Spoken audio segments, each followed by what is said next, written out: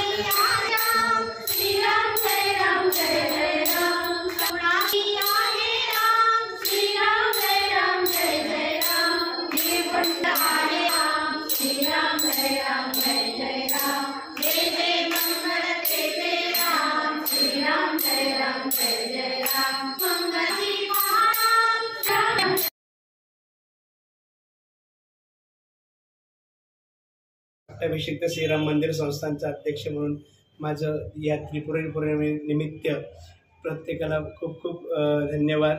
आणि आज इथे हे प्रभू श्रीरामाचं मंदिर हे 175 वर्ष जुनं असं धुळ्यातलं सर्व प्राचीन मंदिर आहे। रामाचे मंदिरं अनेक असतात, पण प्रभू रामाच्या मांडीवर सीता बसलेली हे भारतातलं एकमेव मंदिर आहे। वामांकारूढ सीता हा जो श्लोकाचा उल्लेख केलेला आहे रामायणामध्ये, त्या श्लोकाप्रमाणे हे रामाचं मंदिर आहे। जेव्हा रामाने रावणावर विजय मिळवला आणि अयोध्येत जो विजयी दरबार भरला, त्या दरबारातच स्वरूप या श्रीराम मंदिराचं आहे। इथे नुसते श्रीरामाने सीता नसून रामायचं पूर्ण नवरत्न सगळे आहेत। अंगद, बिभीषण, कपिल, मारुती या सर्वांचे इथे मूर्त्या आहेत। असे 175 वर्ष जुनं श्रीराम मंदिर आपल्या धुळ्यात आहे. हे आपण खरोखर धुळेकर भाग्यशाली आहोत. दरवर्षी इथे त्रिपुरारी पौर्णिमेला दीपोत्सव साजरा केला जातो. धुळे येथील प्रख्यात सुवर्णकार महिला मंडळ हा दीपोत्सव साजरे करत असतात.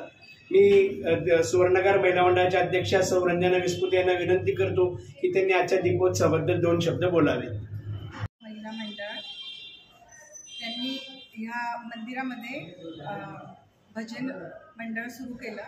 त्या मंडळाने आज पट्टाभिषेक श्रीराम मंदिर आहे तिथे आज दीपोत्सव आम्ही साजरा केला. अध्यक्ष अभय नाशिककर आणि त्यांच्या पत्नी सेक्रेटरी मिनल नाशिककर आणि त्याच्यानंतर जे अध्यक्ष मी रंजना विस्पुते. आज आम्ही सगळ्या मैत्रिणींनी सखींनी आज दीपोत्सव कार्तिकी पौर्णिमेनिमित्त साजरा केला. तर ह्याच्या सगळ्यांना खूप खूप शुभेच्छा आमच्या मंडळाकडनं.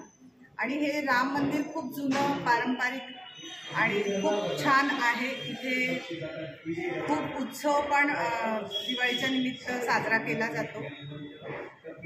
एवढंच सांगू. हे पट्टाभिषेकचं श्रीराम मंदिर आहे. त्याच्या अध्यक्षमध्ये मिस्टर अभय रामकृष्ण नाशिककर हे आहे. आणि या मंदिराची जवळजवळ 1400 वर्षापासून जे मंदिराची परंपरा सुरू आहे. तिथं दरवर्षी पाडवा पहाट साजरी केली जाते. तसेच जे रामनवमीचे जे रामाचं नवरात्र असतं तो 9 दिवसाचा उत्सव असते. यावर्षी आम्ही रामायणाची कथा ठेवली होती. 9 दिवस रामायण हे इथं सादर केलं होतं. त्याच्यानंतर भागवत पण इथं केलेलं होतं यावर्षी. आणि आज आम्ही त्रिपुरी पौर्णिमेनिमित्त दीपोत्सव अहिर सुवर्णकार महिला मंडळ आहे त्यांनी आज आम्ही दीपोत्सव करत आहोत. आणि त्याचा सगळ्यांनी या दीपोत्सवाचा लाभ घ्यावा. सगळ्यांनी आम्हाला सहकार्याच्या पुढं अजून डबल पद्धतीने करावं की 500 दिवे आज आम्ही इथं लावलेले आहेत. आणि पुढच्या वर्षी मला असं वाटतं की अजून महिलांनी सहभाग घेऊन हा दुप्पट म्हणजे 1000 दिव्यांचा मला उपक्रम करायचा आहे. त्याला मला सगळ्यांनी सहकार्य करावं. त्या शुभेच्छा. त्याला आमचं इथं भजनी मंडळ आहे अहिर सुवर्णकार मंडळाचं. आम्ही दर पौर्णिमेला इथं आमचं भजन असतं. जे